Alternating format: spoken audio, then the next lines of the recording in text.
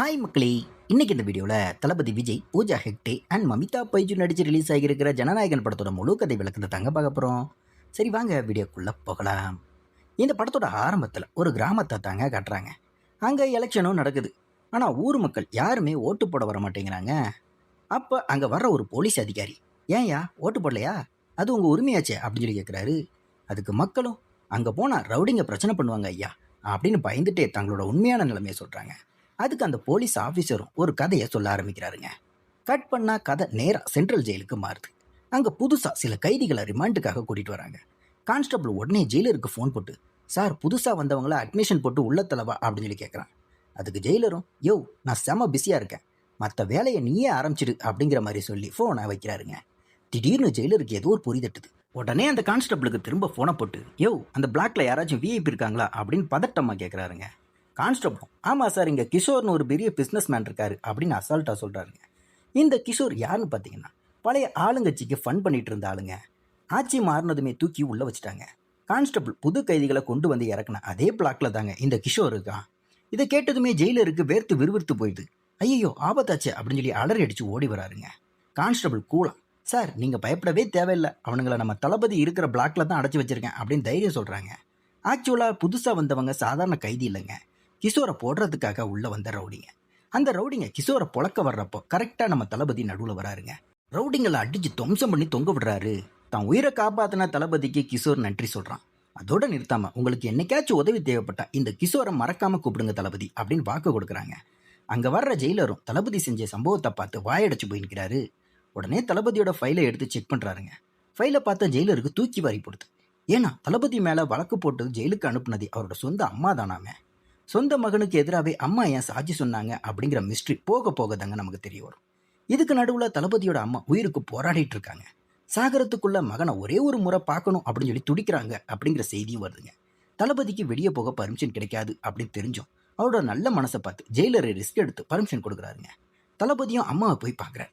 மகனை பார்த்த அடுத்த கணமே அம்மாவோட உயிர் பிரிஞ்சிருது. கடைசி நிமிஷத்தில் அம்மாவை பார்க்க வச்ச ஜெயிலருக்கு தளபதி கண்ணீரோட நன்றி சொல்கிறாரு. இங்கே நமக்கு விஜய்ங்கிற ஒரு பொண்ணை காட்டுறாங்க. விஜி வேற யாருமே இல்லைங்க, நம்ம ஜெயிலரோட பொண்ணு தாங்க. தளபதிக்கும் விஜிக்கும் செம்ம க்ளோஸ் ஃப்ரெண்ட்ஷிப்ங்க. ஒரு நாள் விஜி வச்சிருக்கிற ஒரு ஃபோட்டோவை தளபதி பார்க்குறாரு. அதில் ஒருத்தங்க ஆர்மி யூனிஃபார்மில் போட்டு கெத்தாக நிற்கிறாங்க.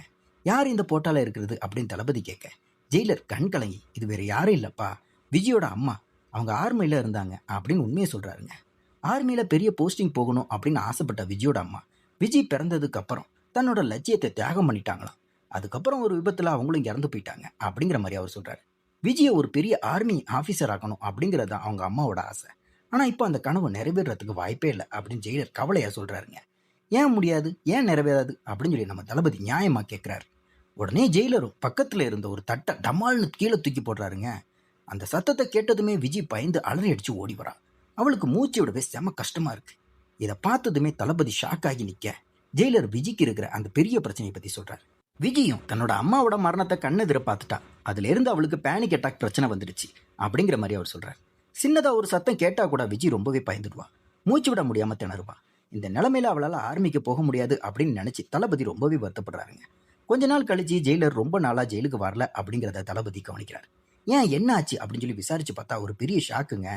தளபதி அவரோட அம்மாவை பார்க்க பர்மிஷன் இல்லாம அனுப்புனார்ல, அந்த விஷயம் மேலதிகாரிகளுக்கு தெரிய வந்து ஜெயிலரை சஸ்பெண்ட் பண்ணிட்டாங்க. ஆனால் சஸ்பெண்ட் ஆகி போகிறதுக்கு முன்னாடி ஆகஸ்ட் 15 அன்னைக்கு ரிலீஸ் ஆக போகிற கைதிகள் லிஸ்ட்டில் தளபதியோட பேரையும் சேர்த்துட்டு தாங்க போயிருக்காரு. அதனால் சுதந்திர தினத்தில் நம்ம தளபதி ஜெயிலில் இருந்து கெத்தாக ரிலீஸ் ஆகி வெளியே வராரு. ரிலீஸ் ஆனதுமே தளபதி நேராக ஜெயிலரை பார்க்க தங்க போகிறாரு. அங்கே தளபதியை பார்த்ததுமே விஜய் செம்ம ஹாப்பியாகி துள்ளி குதிக்கிறா. கதை அப்படி ஆப்பிரிக்காவில் இருக்கிற ஒரு ஹை செக்யூரிட்டி ஜெயிலுக்கு மாறுதுங்க. அங்கே ஜான் ஹிம்லர் அப்படிங்கிற ஒரு பயங்கரமான புது கைதியை கூட்டிகிட்டு வராங்க. அங்கே இருக்கிற கைதிங்க எல்லாருமே ஜானை போட்டு தள்ள வெயிட் பண்ணிடுறாங்க. ஆனால் ஜானுக்கு எந்த பயமும் இல்லைங்க. திடீர்னு ஜானோட சொந்த இராணுவ படை அந்த ஜெயில் மேலே சரமாரி அட்டாக் பண்ணுது. எதுக்கு தெரியுமா? அவங்களோட தலைவன் ஜானை ஜெயிலில் இருந்து தப்பிக்க வைக்கிறதுக்காகத்தாங்க. ஆப்பிரிக்கா போலீஸுக்கு என்ன பண்ணுறதுனே தெரியல. உடனே அங்கே இருக்கிற கைதிகள் கிட்ட, எவனாச்சும் இந்த ஜானை கொண்டுட்டா உங்களை இப்போவே ஃப்ரீயாக ரிலீஸ் பண்ணுறேன்டா அப்படின்னு சொல்லி ஆஃபர் தராங்க. ரிலீஸ் ஆகலாம் அப்படிங்கிற மாதிரி ஆசைப்பட்டு எல்லா கைதிகளும் ஜானை நோக்கி பாயிறாங்க. ஆனால் நம்ம ஜான் ஒத்த ஆளாக நின்று அத்தனை கைதிகளையும் அடித்து துவம்சம் பண்ணி தொங்க விட்டு காலி பண்ணுறாங்க. அடித்து முடிச்சுட்டு கெத்தாக கிளம்பும்போது ஜானோட பாஸ்கிட்ட இருந்து ஒரு ஃபோன் கால் வருதுங்க. அங்கே தாங்க கதையோட மிகப்பெரிய ட்விஸ்டே தெரிய வருது. இந்த நாட்டோட ஜனாதிபதியை போட்டு தள்ளிட்டு ஆட்சியை மொத்தமாக கைப்பற்றணும் அப்படிங்கிறது தான் ஜானோட ஒரிஜினல் பிளானே. அதுக்காகத்தாங்க அவன் இந்த நாட்டில் வந்து இறங்கியிருக்கான். ஜானோட பாஸ் போனில் நம்ம பிளானை சீக்கிரம் முடிச்சாகணும் அப்படின்னு சொல்ல, ஜானு ஓகே பாஸ், சீக்கிரமே பிரசிடெண்ட்டை காலி பண்ணுறேன் அப்படின்னு கெத்தாக சொல்கிறாங்க. அப்படியே இந்தியாவுக்கு கதை மாறுது. ஜெயிலருக்கு திடீர்னு ஒரு அவசர வேலை வர வெளியூர் கிளம்புறாருங்க. அப்பா போயிட்டா நான் வீட்டில் தனியாக இருப்பேன் தளபதி, நீங்கள் இங்கேயே தங்குங்களேன் அப்படின்னு சொல்லி விஜய் ஆசையாக கேட்க நம்ம தளபதியும் ஓகே சொல்கிறாருங்க. ஆனால் கிளம்புறதுக்கு முன்னாடி ஜெயிலர் தளபதியை தனியாக கூப்பிட்டு ஒரு ஸ்ட்ரிக்டான வார்னிங் கொடுக்குறாரு. தளபதி, அங்கே இருக்கிறது விஜயோட அம்மாவோட ரூம், அதை தப்பி கூட திறந்துடாதீங்க. விஜயோட அம்மா ஞாபகார்த்த பொருட்களை விஜய் பார்த்துட்டா அவளுக்கு மறுபடியும் அந்த பேனிக் அட்டாக் வந்துடும் அப்படின்னு எச்சரிச்சுட்டு கிளம்புறாருங்க. ஜெயிலர் கிளம்பி போன கொஞ்ச நேரத்திலே வழியிலே அவருக்கு ஒரு கொடூரமான ஆக்சிடென்ட் நடக்குது.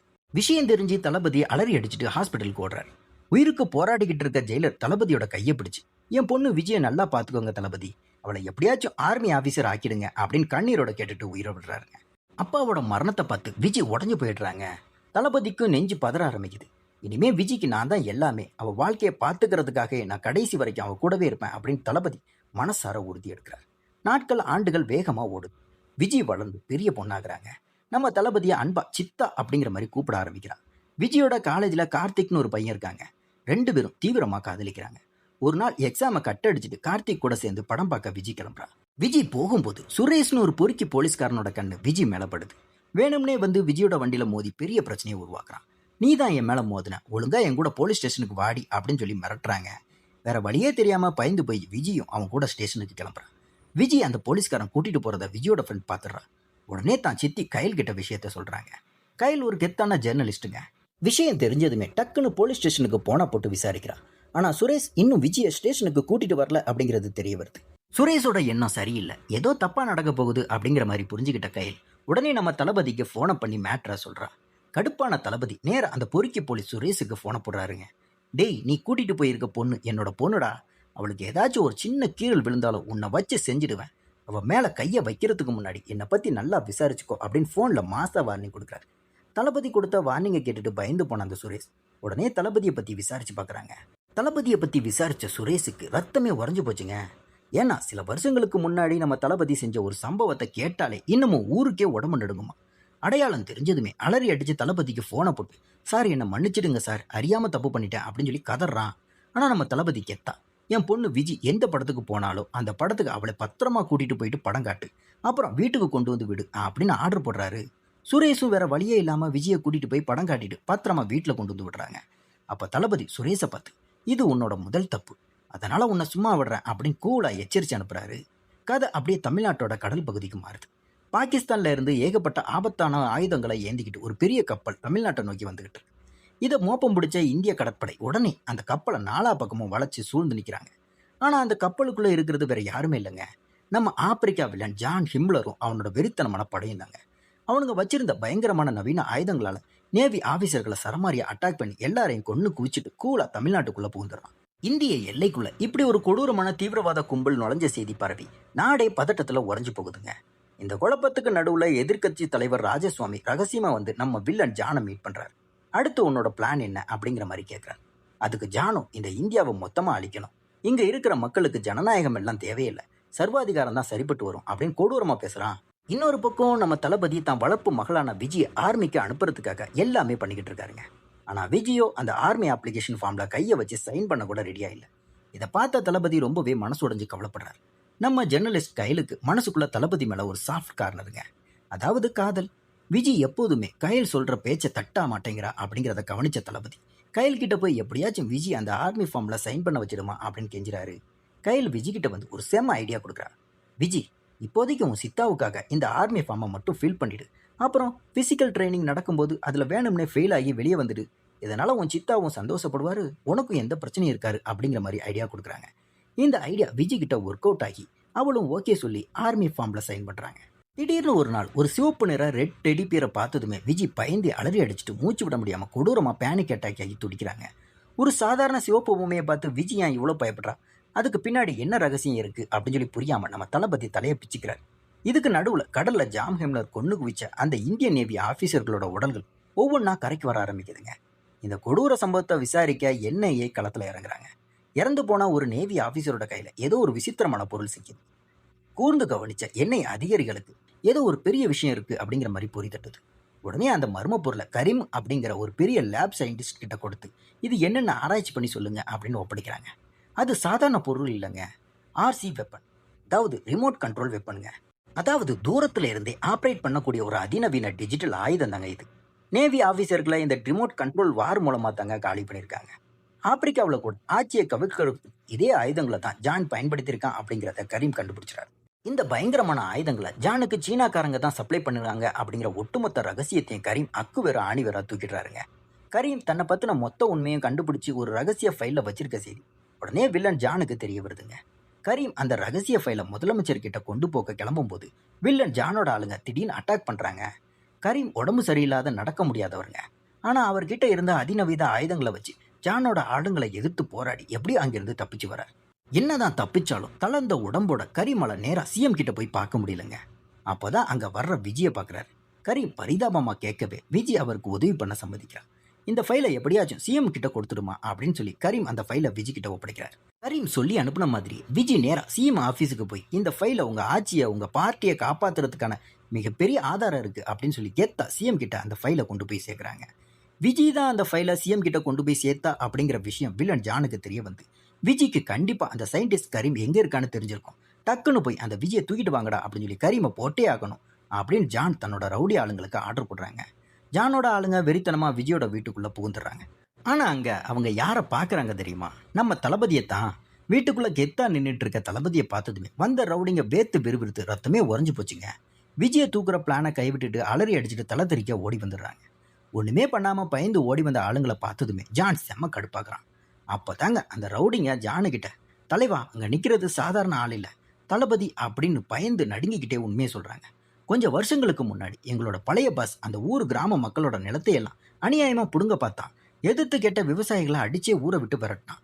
அப்போதான் நடுவில் நம்ம தளபதி என்ட்ரி கொடுத்தாரு. வந்து நின்னவர் எங்களோட ஆளுங்களை கொத்து கொத்தா அடித்து தொங்க விட்டு துவம்சம் பண்ணிட்டாரு. அவரோட அந்த வெறித்தனமான வேட்டையை பார்த்துட்டு அன்னைக்கு ஊரே அலறி நடுங்குச்சு. அன்னைக்கு தளபதி செஞ்ச சம்பவத்தை நாங்கள் கண்ணால் பார்த்துருக்கோம் தலைவா. அதை நினைச்சாலே இன்னமும் எங்களுக்கு உடம்பு நடுகுது. அதனால நம்மளால விஜய் மேல நேரடியாக கை வைக்கவே முடியாது அப்படின்னு பயந்து போய் சொல்றாங்க. விஜய் மேல நேரடியாக கையை வைக்க முடியாது அப்படிங்கிறத புரிஞ்சுக்கிட்ட ஜானோட கும்பல் அவளை தூக்க புதுசா குறுக்கு வழியில பிளான் போட ஆரம்பிக்கிறாங்க.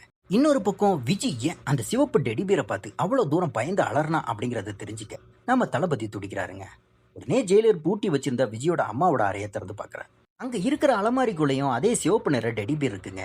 அதை எடுத்து உடச்சி பார்த்தா தளபதிக்கு மரண ஷாக். ஏன்னா அந்த பொம்மைக்குள்ள ஆபத்தான துப்பாக்கி மறைச்சு வைக்கப்பட்டிருக்குங்க. இப்போதான் உண்மை விளங்குது. அந்த சிவப்பு டெடிபேர் பொம்மைகளை வச்சு தான் நாட்டுக்குள்ள பயங்கரமான துப்பாக்கி கடத்தல் நடந்திருக்கு. இந்த கடத்தல் ரகசியத்தை விஜயோட அம்மா கண்டுபிடிச்சு ஊருக்கு வெளிச்சம் போட்டு காட்ட முயற்சி பண்ணியிருக்காங்க. ஆனால் விஷயம் தெரிஞ்ச வில்லன் ஜான் விஜயோட அம்மாவை இறக்கமே இல்லாம சுட்டு கொண்டு இருக்காங்க. அம்மா சுடப்பட்டு செத்து விழும்போது குட்டி பாப்பாவை இருந்த விஜயும் அந்த அலமாரிக்குள்ள ஒளிஞ்சிருந்து இதை கண்ணால பார்த்துருக்கா. அந்த கொடூர அதிர்ச்சியால தாங்க அவளுக்கு இத்தனை வருஷமா சிவப்பு டெடியை பார்த்தாலே அந்த பேனிக் அட்டாக் வந்திருக்கு. இந்த உண்மையை தெரிஞ்சுக்கிட்ட தளபதி உடனே ஜேர்னலிஸ்ட் கைல் கிட்ட பேசுறாரு. விஷயத்தை கேட்ட கைல், தளபதி இந்த பொம்மை மூலமா நடக்கிற துப்பாக்கி கடத்தல் தமிழ்நாட்டில் மட்டும் நடக்கல, இந்தியா முழுக்க பல மாநிலங்கள்ல நடக்குது அப்படின்னு பெரிய கொண்டு தூக்கி போடுறாங்க. 15 வருஷங்களுக்கு முன்னாடி இந்த பொம்மை கடையை நடத்தின கேங்ஸ்டர் எல்லாருமே இப்போ பொலிட்டீஷியன் ஆகும் பெரிய பிசினஸ் மேனாகவும் சமுதாயத்துல நல்லவங்க மாதிரி சுத்திட்டு இருக்காங்க அப்படின்னு கைல் சொல்ல நம்ம தளபதி செம யோசனையில ஆழ்ந்து போறாருங்க. இந்த ரகசிய வேட்டை ஒரு பக்கம் போயிட்டு இருக்கும்போது விஜய் கிட்ட வர்ற அவளோட நண்பன் ஒரு அதிர்ச்சி செய்தியை சொல்றான். கார்த்திக் கூப்பிடுறான்னு சொல்லி விஜயோட ஃப்ரெண்ட் அவளை கூட்டிட்டு போறாங்க. ஆனா அது பெரிய பிளானுங்க. கார்த்திக் பேரை சொல்லி விஜயை ஏமாத்தி ஜானோட ஆளுங்க தான் கடத்திட்டு போறாங்க. விஜயை கண்மூடித்தனமா அடிச்சு சயின்டிஸ்ட் கரீம் எங்கடா அப்படிங்கிற மாதிரி மிரட்டுறாங்க. ஆனா பாவப்பட்ட விஜய்க்கு எதுவுமே புரியாம கதறாங்க. விஜய் காணாம போன விஷயம் தெரிஞ்சதுமே நம்ம தளபதி டக்குன்னு அவளோட மொபைல் லொகேஷனை ட்ரேஸ் பண்ணி அந்த இடத்துக்கு கெத்தா மாசா வந்து இறங்குறாருங்க. அங்க அடிபட்டு ரத்த வெள்ளத்துல கிடக்கிற தான் வளர்ப்பு மக விஜயை பார்த்ததுமே தளபதிக்கு கோபம் உச்சக்கட்டத்துக்கு போகுது. அங்க இருந்த ஜானோட ரவுடிங்களை மிதின்னு மிதிச்சு சொம்சம் பண்ணி தொங்க விடுறாரு. தன்னோட ஆளுங்களை ஒருத்தன் கமுக்கமா வச்சு செஞ்சிட்டு இருக்கான் அப்படிங்கிற மாதிரி தெரிஞ்சதுமே யாரா அவன் அப்படிங்கிற மாதிரி வில்லன் ஜான் தளபதியோட முகத்தை பாக்குறாங்க. பார்த்ததுமே அவனுக்கு மரண ஷாக். உடனே ஜான் அந்த எதிர்க்கட்சி தலைவர் ராஜசுவாமிக்கு போனை போட்டு, டேய் தளபதி இன்னும் உயிரோட தான் இருக்கானா அப்படின்னு சொல்லி அலறான். அதுக்கு ராஜசுவாமியும் நொந்து போய், யோ அவனை போட்டு தள்ள நான் 23 தடவை ஆள் அனுப்புனேயா, ஆனா அனுப்புன அம்புட்டு பேரையும் அவன் அடிச்சே சாகடிச்சிட்டான் அப்படின்னு சொல்லி தன்னோட புலம்பலை கொட்டுறாருங்க. இதுக்கு நடுவில் ஜானோட ஆளுங்க எல்லாருமே சேர்ந்து பெரிய பட்டாளத்தோட வந்து தளபதியை வளைச்சு பிடிக்கிறாங்க. உடனே ஜான் தளபதிக்கு வீடியோ கால் போட்டு, என்ன தளபதி என்ன ஞாபகம் இருக்கா, அன்னைக்கு என்ன துப்பாக்கியில சுட்டு கூலா போயிட்ட, ஆனால் நான் சாவுல இருந்து தப்பிச்சு வந்துட்டேன் அப்படின்னு சொல்லி கெத்து காட்டுறாங்க. அதுக்கு நம்ம தளபதி ரொம்ப கூலா, டேய் என் முன்னாடி வந்து நிற்கிற அன்னைக்கு உன்னை மொத்தமாக முடிச்சிட்டு வேண்டாம் அப்படின்னு ஃபோன்லேயே மரண மாசான வார்னிங் கொடுக்குறாருங்க. அங்கே போடுறாங்க இந்த படத்தோட இன்டர்வல் சீனுங்க. இன்டர்வலுக்கு அப்புறம் கதை அப்படியே ஃப்ளாஷ்பேக்கு போகுதுங்க. தளபதிக்கும் இந்த ஜானுக்கும் இடையில எப்படிப்பட்ட பகை ஆரம்பிச்சது அப்படிங்கிறத இப்போதாங்க தெரிய வருது. பல வருஷங்களுக்கு முன்னாடி தமிழ்நாட்டோட ஒரு சின்ன ஊரில் ராஜசுவாமி அப்படிங்கிற உள்ளூர் மந்திரி தாங்க கெத்து காட்டிட்டு இருந்திருக்கான். அவன் உத்தரவு இல்லாமல் அந்த ஊரில் ஒரு எறும்பு கூட நகராது. ஊரில் நடக்கிற அத்தனை சட்டவிரோத அக்கிரம வேலைகளுக்கும் இவன் தாங்க தலைவன். ஆனால் இவனை எதிர்த்து கேள்வி கேட்க எந்த போலீஸ்காரனுக்கும் தைரியம் இல்லைங்க. ராஜசுவாமியோட விஷ சாராயத்தை குடிச்சு ஏகப்பட்ட அப்பாவி மக்கள் கொத்து கொத்தா செத்து போகிறாங்க. ஆத்திரமடைஞ்ச பொதுமக்கள் ராஜசுவாமிக்கு எதிராக தெருவில் இறங்கி போராட்டம் பண்ணுறாங்க. ஆனால் அந்த கொடூர ராஜசுவாமி போலீஸையும் தன்னோட ஆளுங்களையும் வச்சு போராட்டம் பண்ண மக்கள் மேலே கண்மூடித்தனமாக துப்பாக்கி சூட்டை நடத்த உத்தரவிடுறாங்க. இதனால இன்னும் நிறைய பேர் பிணமாகி விடுறாங்க. அந்த விசசாராயத்துக்கு கணவனை பறி கொடுத்த ஒரு ஏழை பெண் நீதி கேட்டு உறுதியாக போராட்டத்தில் உட்கார்றாங்க. இதனால அரசாங்கத்துக்கும் நிர்வாகத்துக்கும் செம பிரஷர் ஆகுது. நிலைமையை கட்டுக்குள்ளே கொண்டு வர அரசாங்கம் கமிஷனர் அமரிஷ் அண்ட் கலெக்டர் ஷீலா 2 பேரையும் உடனே அந்த ஊருக்கு அனுப்பி வைக்குது. கமிஷனர் அமரிஷ் அந்த ஊருக்கு வந்து விசாரிக்க தொடங்கினதுமே அத்தனை கொடுமைகளுக்கும் பின்னால இருக்கிறது அந்த அரசியல்வாதி ராஜசுவாமி தான் அப்படிங்கிற மாதிரி தெளிவாக தெரிய வருது. விஷயம் தெரிஞ்ச உடனே கமிஷனர் அமரிஷ் தான் மொத்த போலீஸ் பட்டாளத்தோட ராஜசுவாமியை அரெஸ்ட் பண்ண அவனோட பங்களாவுக்குள்ளே போகிறாரு. ஆனால் ராஜசுவாமியோட ஆளுங்க மொத்த போலீஸையும் 4 பக்கமும் வளைச்சி பிடிச்சிடறாங்க. அதோட நிப்பாட்டாம கலெக்டர் ஷீலாவையும் தூக்கிட்டு போயிடுறாங்க. கமிஷனர் அமரிஷை மிரட்டி அவரோட யூனிஃபார்ம் அண்ட் ஆடைகளை கலெக்டர் வச்சு கேவலப்படுத்தி வெளியே அனுப்புறாங்க. இந்த பயங்கரமான அவமானத்தை தாங்க முடியாம கமிஷனர் அமரிஷ் தன்னைத்தானே ஒரு அறைக்குள்ள பூட்டிக்கிட்டு கதறிட்டு அழுறாருங்க. இன்னொரு பக்கம் அந்த விசசாராய போராட்டத்தை அடக்க போராட்டம் பண்ணிட்டு இருந்த அந்த ஏழை பொண்ணோட குட்டி பொண்ணை ராஜசுவாமியோட மகன் தூக்கிட்டு போறான். அவளை மிரட்டி போராட்டத்தை கலைக்க பார்க்கறானுங்க. பொண்ணை கடத்தி கொண்டு போன பிறகும் அந்த தாய் துணிச்சலை தன் போராட்டத்தை தொடர்ந்து நடத்துறாங்க. நிலைமை கைமீறி போகுதுங்க. ஊர்கலவரம் அடங்கலை அப்படிங்கிறது தெரிஞ்சதுமே தமிழ்நாட்டோட சிஎம் நேர ஐபிஎஸ் தளபதியை களத்தில் இறக்கி விடுறாருங்க. ஏன்னா தளபதியோட கெத்தும் அதிரடி ஆக்ஷனும் சிஎமுக்கு நல்லாவே தெரியும். அந்த ஏழை தாயை கொல்றதுக்காக ராஜசுவாமியோட ஆளுங்க வராங்க. ஆனால் கரெக்ட் டைமுக்கு நம்ம ஐபிஎஸ் தளபதி மாசா என்ட்ரி கொடுத்து வந்த ரவுடிங்களை கும்மி எடுத்து தொங்க விடுறாருங்க. ரவுடிங்களை போட்டு தள்ளிட்டு நேராக ராஜசுவாமிக்கே ஃபோனை போடுறாரு. மரியாதையாக அந்த பொண்ணோட குட்டி பாப்பாவை திருப்பி அனுப்பிடு, இல்லைனா உன்னை வச்சு செஞ்சிருவேன் அப்படின்னு சொல்லி போர்லையே வார்னிங் கொடுக்குறாருங்க. அந்த கொடூர ராஜசுவாமி அந்த சின்ன பாப்பாவை திருப்பி அனுப்புகிறாங்க. ஆனால் பிணமா இதை பார்த்ததுமே நம்ம தளபதிக்கு ரத்தம் கொதிக்குது. பொண்ணோட உடம்ப அனுப்பிட்டு தளபதியை தான் பங்களாவுக்கு வர வைக்கிறாங்க ராஜசுவாமி. அங்கே வச்சு அந்த ஏலத்தாயை ஓங்கி அரைஞ்சி உன் பொண்ணு செத்துட்டாடி அப்படிங்கிற மாதிரி கொடூரமாக கிண்டல் பண்ணுறான். ராஜசாமி செஞ்ச இந்த அசிங்கத்தை பார்த்து அவனோட மகனும் பக்கத்தில் நின்று கேவலமாக சிரிச்சிட்டு இருக்கான். இதை பார்த்ததுமே நம்ம தளபதிக்கு கோபம் எல்லாம் இருதுங்க. யோசிக்கவே இல்லையே, அத்தனை பேர் முன்னாடி ராஜசுவாமியோட மகனை ஸ்பாட்லேயே கொண்டு போட்டுறாரு. தான் மகன் செத்ததுமே ஆத்திரமான ராஜசுவாமியோட ஆளுங்க மொத்த போலீஸையும் அட்டாக் பண்ண பாயிறாங்க. ஆனால் நம்ம தளபதி முன்கூட்டியே மாஸ் பிளான் போட்டு வச்சிருக்காருங்க. போலீஸ் கையில் ஏற்கனவே பாம்பு கொடுத்து வச்சிருந்துருக்காரு. தளபதி செஞ்சு வச்ச அந்த பாம்பு மாஸ்டர் பிளானை பார்த்ததுமே ராஜசுவாமியோட ஆளுங்க பயந்து போய் அசைக்கவே முடியாமல் அப்படியே ஷாக் ஆகி நிற்கிறாருங்க. தளபதி கொஞ்சமும் தயங்காம ராஜசுவாமியை சாட்டையால் அடி பின்னி பெடல் எடுத்து தெருவில் இழுத்துட்டு வந்து போலீஸ் ஸ்டேஷனில் வச்சு லாக்அப்பில் போட்டுறாரு. இன்னொரு பக்கம் ஆட களையப்பட்டு அவமானப்படுத்தப்பட்ட கமிஷனர் அமீர்ஷால அந்த அசிங்கத்தை மறக்கவே முடியலைங்க. அவர் யோசிக்க ஆரம்பிக்கிறார். நாம் கஷ்டப்பட்டு பிடிச்சி ஜெயிலில் போடுற குற்றவாளிகள் எல்லாருமே வெளியே வந்து அரசியலுக்கு வராங்க, தேர்தலில் ஜெயிச்சு மந்திரி ஆகுறாங்க. இந்த நாட்டு மக்களும் பார்த்து பார்த்து அவங்களுக்கே ஓட்டு போடுறாங்க. அப்புறம் அதே குற்றவாளிகள் போலீஸ் அதிகாரிகள் மேலேயே அதிகாரம் பண்ணுறாங்க. இந்த அசிங்கமான சிஸ்டத்தை மாற்றணும்னா வெறும் போலீஸாக இருந்தால் போதாது அப்படின்னு புரிஞ்சுக்கிட்ட அமரீஷ் ஒரு அதிர்ச்சியான புது முடிவு எடுக்கிறாருங்க. அமரீஷ் என்ன யோசிக்கான் தெரியுமா? நாமளே புதுசாக ஒரு அரசியல் கட்சி ஆரம்பிப்போம், சாதி மதத்தை வச்சு மக்களை அடிச்சுக்க விட்டு நாம் நைஸாக ஆதாயம் அடைவோம் அப்படின்னு சொல்லி முடிவெடுக்கிறான். உடனே லாக்அப்பில் இருக்கிற ராஜசுவாமி கிட்ட போய் நாம் 2 பேரும் சேர்ந்து ஒரு புது கட்சி ஆரம்பிப்போம், நீ முதலமைச்சர் நான் துணை முதலமைச்சர், 2 பேரும் சேர்ந்து ஊரை ஏமாற்றி கோடி கோடியாக பணம் சம்பாதிக்கலாம் அப்படின்னு சொல்லி ஆசை கட்டுறான். பையன் செத்த சோகத்தில் இருந்த ராஜசுவாமியும் இந்த சிஎம் சீட்டுக்கு ஆசைப்பட்டு உடனே ஓகே சொல்கிறாருங்க. அது மட்டும் இல்லாமல் எனக்கு தெரியும் உனக்கு தளபதி மேலே வெறி இருக்குது, ஆனால் இப்போ தளபதி மக்கள் மனசில் கடவுள் மாதிரி இருக்காரு, இப்போ கை வச்சா நாம தான் காலியாகும், கரெக்ட் நேரம் வரும்போது அவனை மொத்தமாக முடிப்போம் அப்படின்னு சொல்லி அமரீஷ் ஸ்கெட்ச் போடுறாங்க. ராஜசுவாமியும் அமரீஷோட அந்த வில்லங்கமான பிளானுக்கு ஓகே சொல்கிறாங்க. கமிஷனர் அமரீஷ் சொன்ன மாதிரி ஆர்டிஎக்ஸ் வெடிகுண்டுகளை வச்சு கோயில்களையும் மசூதிகளையும் மாற்றி மாற்றி குண்டுவெடிப்பு நடத்துகிறாங்க. அவங்க தான் நம்ம கோயில்களில் பாம்பு வச்சாங்க, இல்லை இவங்க தான் நம்ம மசூதியில் பாம்பு வச்சாங்க அப்படின்னு மக்கள் மத்தியில் சாதி மத கலவரத்தை மூட்டி விட்டு அம்புட்டு பேரையும் ரத்த வெள்ளத்தில் அடிச்சுக்க வைக்கிறான். ஆனால் எல்ஐசிங்கிற ஒருத்தனுக்கு இந்த பயங்கரமான குண்டுவெடிப்பு சதிக்கு பின்னால் இருக்கிறது வேற யாருமே இல்லை, கமிஷனர் அமரீஷ் தான் அப்படிங்கிற உண்மை தெரிய வருதுங்க. உடனே ஓடி வந்து நம்ம ஐபிஎஸ் தளபதி கிட்ட அத்தனை உண்மையிலையும் போட்டு உடைக்கிறாங்க. இதை கேட்டதுமே ரத்தம் கொதிச்சு போன நம்ம தளபதி அமரீஷோட சோழியை முடிக்க நேரம் அவனை தேடி போறாருங்க. அமரீஷ் முன்னாடி போய் கம்பீரமா நின்ன தளபதி அவனுக்கு புத்திமதி சொல்ல ட்ரை பண்றாரு. மக்கள் மேல உனக்கு கோபம் இருக்கலாம் அமரீஷ். அதுக்காக அவங்கள ஒண்ணு சேர்த்து புரிய வைக்காம இப்படி சாதி மத கலவரத்தை தூண்டி விட்டு ரத்த ஆறு ஓட வைப்பியா அப்படின்னு சொல்லி கேட்கிறாருங்க. அதுக்கு அமரீஷும் அலட்சியமா, இந்த இந்திய மக்களுக்கு ஜனநாயகமே தகுதி இல்லடா, இவனுங்களுக்கு சர்வாதிகாரம் தான் சரி, அப்பதான் ஜனநாயகத்தோட அருமை புரியும் அப்படின்னு பேசிட்டு திடீர்னு தளபதியை நோக்கி துப்பாக்கியில சுடுறான். ஆனா அந்த தோட்டா குறுக்க வந்த எலைஸ் மேல பட்டு அவன் ஸ்பாட்லேயே பரிதாபமா உயிரை விடுறாங்க. கண்ணுக்கு எதிர எலை செத்து போனதை பார்த்த தளபதி கோபத்தோட உச்சத்துக்கு போய் அமரீஷ் கையில இருந்து துப்பாக்கியை பறிச்சு அமரீஷை சுட்டு தள்ளுறாருங்க. ஆனா தளபதி கமிஷனர் அமரீஷை சுட்ட அந்த பயங்கரமான காட்சியை தளபதியோட அம்மாவே கண்ணால பாத்துறாங்க. சொந்த மகனா இருந்தாலும் பரவாயில்லன்னு தளபதியோட அம்மாவே நேரா கோர்ட்டுக்கு போய் என் பையன் தளபதி தான் அமரீஷை சுட்டான் அப்படின்னு சொல்லி சாட்சி சொல்றாங்க. இதனால தளபதிக்கு ஜெயில தண்டனை கிடைக்குதுங்க. கதை அப்படியே பிரசன்ட் காலத்துக்கு திரும்புது. வில்லன் ஜானோட பிளான் என்னன்னு தளபதி கண்டுபிடிக்க யோசிக்கிறார். வில்லன் தான் மேலையும் வளர்ப்பு மக விஜய் மேலையும் திரும்ப திரும்ப அட்டாக் பண்ணுவான்னு தளபதிக்கு நல்லாவே தெரியுது. அதனால விஜய ஒரு மிலிட்ரி ட்ரைனிங் அகாடமியில சேர்க்க கூட்டிட்டு போறாருங்க. அங்க இருக்கிற மிலிட்ரி அதிகாரி பொம்பளை பிள்ளைக்கெல்லாம் இங்க ட்ரைனிங் கொடுக்க முடியாது, பொண்ணுங்களால இந்த கடினமான பயிற்சியை பண்ணவே முடியாது அப்படின்னு சொல்லி அலட்சியமா முடியாது அப்படிங்கிற மாதிரி சொல்றாருங்க. உடனே தளபதி அந்த அதிகாரிக்கு மூக்குடைக்கிற மாதிரி மாசா ஒரு பதில் சொல்றாரு. ஒரு பெண் குழந்தை பெத்து இருக்கும் போது அனுபவிக்கிற அந்த மரண வழியை விடவா உன்னோட மிலிட்ரி ட்ரைனிங் கஷ்டமா இருக்க போகுது அப்படின்னு தளபதியோட அந்த மாஸ் பஞ்ச் டைலாக்கை கேட்டதுமே அந்த மிலிட்ரி அதிகாரி வாயடைச்சு போய் விஜய ட்ரைனிங்ல சேர்த்துக்க சம்மதிக்கிறாங்க. இன்னொரு பக்கம் ஜெர்னலிஸ்ட் கயல் அந்த துப்பாக்கி மறைச்சு வைக்கப்பட்ட சிவப்பு டெடிபியர் பொம்மைகளை எல்லாம் இந்தியாவில் எங்கெல்லாம் கடத்தப்பட்டு போயிருக்கு அப்படின்னு சொல்லி தீவிரமா ரிசர்ச் பண்ணிட்டு இருக்கா.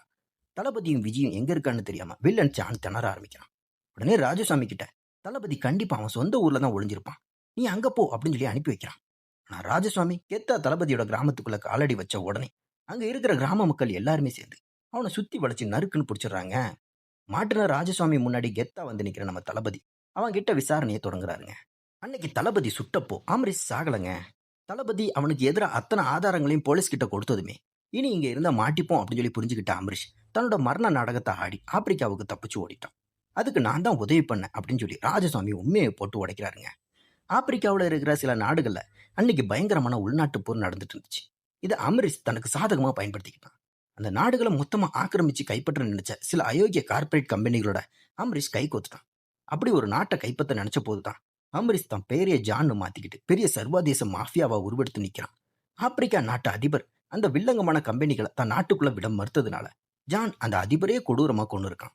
அங்க இருக்கிற மக்களை தூண்டி விட்டு அவங்களையே அடிச்சுக்க வச்சு அந்த நாட்டையே தான் கட்டுப்பாட்டுக்குள்ள கொண்டு வந்திருக்கான். ஆப்பிரிக்காவை கைப்பற்றின அப்புறம் அவனோட அடுத்த டார்கெட் நம்ம இந்தியா தான். கடந்த 15 வருஷமா இந்தியாவுக்குள்ள ரகசியமா ஆர்டிஎக்ஸ் அண்ட் துப்பாக்கிகளை கடத்திட்டு வந்துட்டே இருந்திருக்கான்.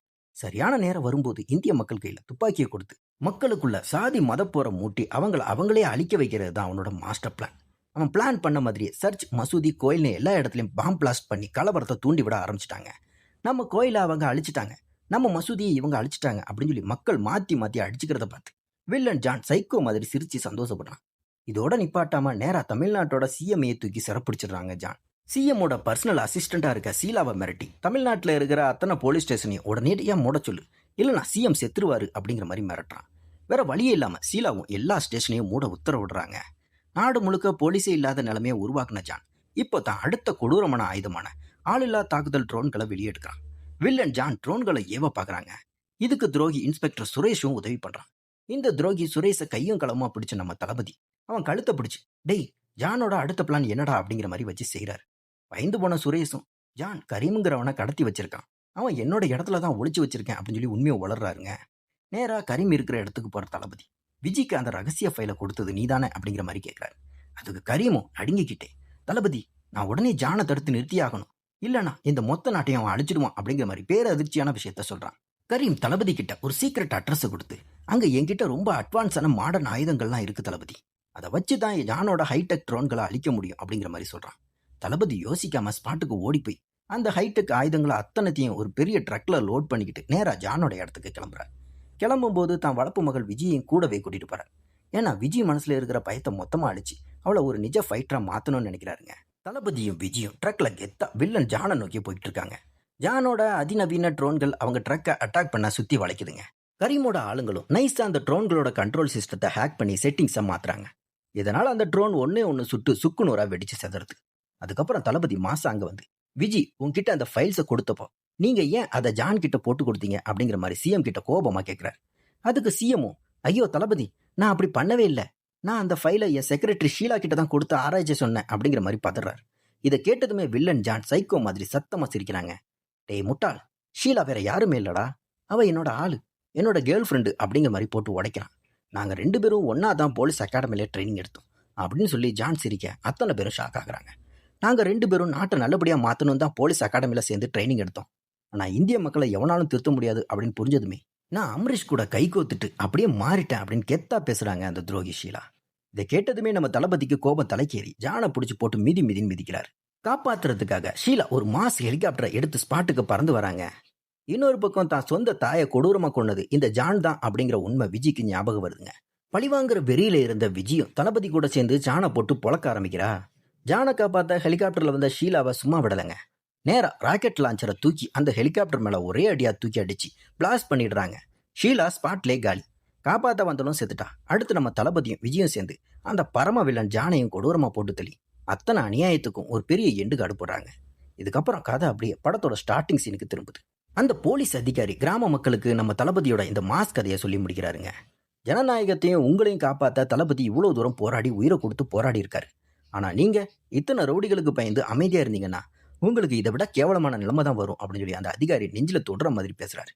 இதை கேட்டதுமே அந்த கிராம மக்களோட ரத்தம் கொதிச்சு போய் பயம் எல்லாம் ஓடி போய் அவங்களுக்குள்ள ஒரு மாபெரும் வீரமும் தைரியமும் பொங்கி வருதுங்க. பயத்தை எல்லாம் ஓரங்கட்டிட்டு அந்த ஊர் மக்கள் எல்லாருமே ஒன்னா சேர்ந்து அங்க இருந்த ரவுடிகளை நறுக்குன்னு அடிச்சு விரட்டுறாங்க. யாருடைய மிரட்டலுக்கும் பயப்படாம தங்களோட சுய அறிவோட நேர்மையான வழியில தங்களோட ஜனநாயக கடமையான வாக்க பதிவு பண்றாங்க. எந்த ஒரு சாதி மத கலவரத்தாலும் பண அதிகாரத்தாலும் இந்த நாட்டு ஜனநாயகத்தை அழிக்க முடியாதுன்னு நிரூபிச்சு ஜனநாயகம் மகத்தான வெற்றி பெறுதுங்க. இதோட இந்த மாசான ஜனநாயகன் படத்தை இயங்க முடிக்கிறாங்க. எப்படி இருந்துச்சு என்னுடைய விளக்கம்? பிடிச்சா லைக் பண்ணுங்க, ஷேர் பண்ணுங்க, கமெண்ட் பண்ணுங்க. அப்படியே நம்ம சேனலை சப்ஸ்கிரைப் பண்ணிட்டு பக்கத்தில் இருக்க பெல் ஐக்கானை கிளிக் பண்ணிக்கோங்க. அடுத்து ஒரு சூப்பரான வீடியோ உங்களை சந்திக்கிறேன். அதுவரை டாடா, பை பை.